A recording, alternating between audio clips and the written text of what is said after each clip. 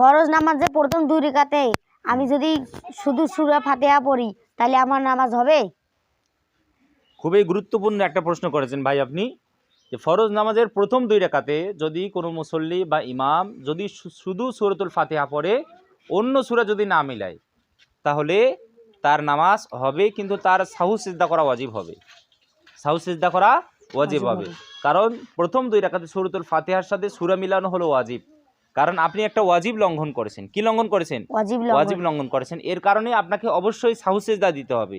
এই ভুলের জন্য আপনাকে কি করতে হবে? অবশ্যই সাহু সিজদা দিতে হবে। সাহু সিজদা না দিলে আপনার কি হবে না? নামাজ হবে না।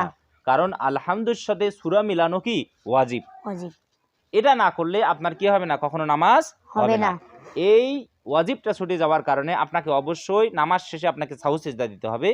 আর সাহু সিজদা না দিলে আপনার কি কখনো নামাজ হবে না। তাহলে অবশ্যই আমরা ফরজ নামাজের প্রথম 2 রাকাতে সূরাতুল ফাতিহার সাথে অবশ্যই আমরা কি করব? সূরা মিলাবো।